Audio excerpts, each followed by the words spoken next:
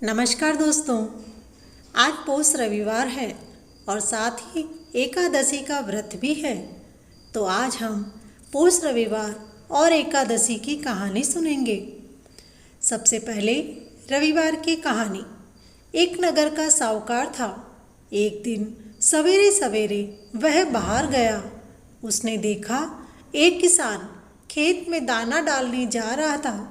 साहूकार के मिलते ही किसान वापस अपने घर की ओर चल दिया और बोलता गया, आज तो शगुन अच्छा नहीं हुआ। यह बात सुन किसान का मुंह उतर गया। दुखी मन से अपने घर गया तो उसकी पत्नी ने उदासी का कारण पूछा। आज क्या बात है? साहूकार ने सारी बात बताई तो पत्नी बोली, आज चिड़िया आई।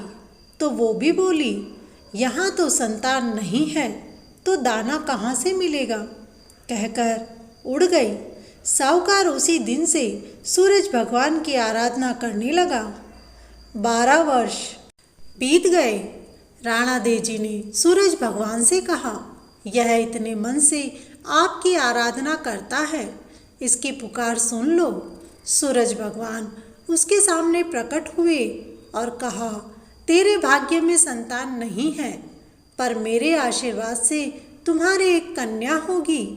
9वें महीने ही एक कन्या ने उनके घर में जन्म लिया। कन्या जब हंसती तो उसके मुख से हीरे मोती गिरते।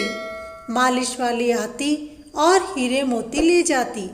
1 महीने बाद मालिश वाली का आना बंद कर दिया तो उसकी माँ को हीरे मोती मिलने लगे। उनके घर में बहुत धन दौलत हो गई। उसके पिता ने सोचा, बेटी बड़ी हो गई है, इसकी शादी कर देते हैं। उसकी माँ ने कहा, मेरे उठते ही इसका मुँह देखने का नियम है, क्यों नहीं हम घर जमाई रख लें। पिता ने हामी भर दी। बेटी के लिए एक गरीब लड़का ढूंढा और उसकी शादी कर दी। शादी के बाद रोज़ सुबह उसकी माँ उसको उठाने जाती तो जवाई को बुरा लगता। पत्नी ने प्यार से समझा दिया कि माँ का नियम है कि वह उठते ही सबसे पहले मेरा मुँह देखे। एक दिन जवाई ने पत्नी को उठाया। उसे हंसी आई तो देखा हीरे मोती उसके मुँह से गिर रहे हैं।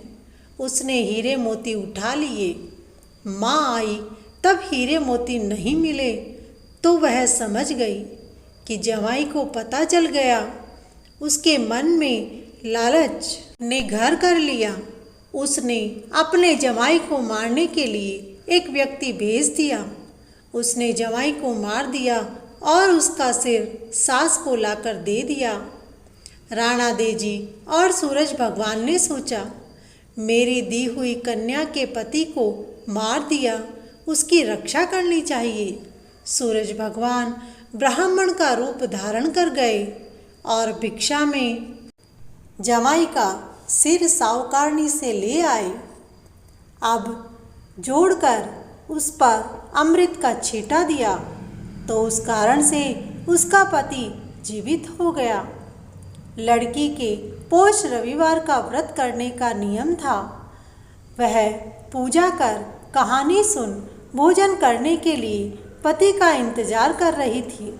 उसका पति आया तो उसने पूछा, आपको पता नहीं है कि आज मेरे पौष रविवार का व्रत है और सूर्य अस्त के बाद मैं खाना नहीं खा सकती। इसकी बात सुन पति ने उसे सारी बात बताई तो वह बोली कि अब हम यहाँ नहीं रहेंगे, हम अभी अपने घर चलेंगे। सास ने उन्हें बहुत समझाया पर वे दोनों नहीं माने। कन्या की माँ को बहुत पछतावा हुआ पर बेटी अपने पति के साथ में ससुराल चली गई और वहाँ सुखपूर्वक रहने लगी। उसके घर में सुख समृद्धि हो गई। हे सूरज भगवान, जैसे बेटी पर कृपा की वैसी ही कृपा सब पर करना। पौष रविवार करने वालों को धन, संपदा और संतान प्रदान करना। बोलो सूरज भगवान की जय। आइए अब सुनते हैं एकादशी की कहानी। चंपावती नगरी में महिष्मत नाम के एक राजा रहते थे। उनके 5 पुत्र थे। बड़ा पुत्र चरित्रहीन था और देवताओं की निंदा किया करता था। मांसाहार खाता और लोगों की बुराइयां करता। इसके ये सारे गुण उसमें प्रवेश कर गए थे, जिसके कारण राजा और उसके भाइयों ने उसका नाम भी लुम्बक रख दिया। राजा ने बाहर उसे निकाल दिया और वह जंगल में रहने लगा। फिर उसने अपने ही नगर को लूट लिया। एक दिन उसे चोरी करते हुए सिपाहियों ने पकड़ लिया, परंतु राजा का पुत्र जान करके उसे छोड़ भी दिया। अब वह जंगल में जाकर के पीपल के पेड़ के नीचे रहने लगा। पौष के कृष्ण पक्ष की 10वीं के दिन वह सर्दी के कारण प्राणहीन हो गया।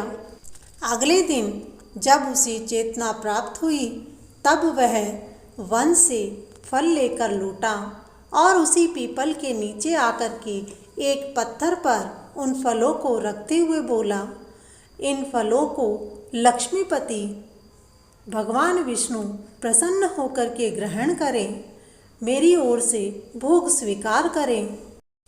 जिसके प्रभाव से उसे सफला एकादशी का फल प्राप्त हुआ और उसके पिता ने उसे राज्य में बुलाकर उसे राज्यभार सौंप दिया। कुछ समय बाद उसे भी संतान की प्राप्ति हुई। उसने अपनी संतान को अपनी राज्य सत्ता सौंप दी और भगवान विष्णु के चरणों में उसी पीपल के नीचे जाकर भजन करने लगा। उसकी भक्ति से भगवान विष्णु प्रसन्न हुए और उसके बुरे विचारों को पलट दिया। उसके अच्छे विचार उत्पन्न हुए। इसके बाद उसे सफल एकादशी के प्रभाव से राजा बनने और पुत्र होने का वरदान मिला। पिता ने उसे अपने राज्य में बुला लिया और उसे राजा बना दिया। कुछ साल बाद उसके संतान हुई। उसने अपनी भक्ति नहीं छोड़ी और अपने संतान को राज्य सत्ता सौंपकर वह भगवान विष्णु के भजन के लिए चला गया और विष्णु भजन करके मोक्ष को प्राप्त करने में सफल हुआ। बोलो विष्णु भगवान की जय।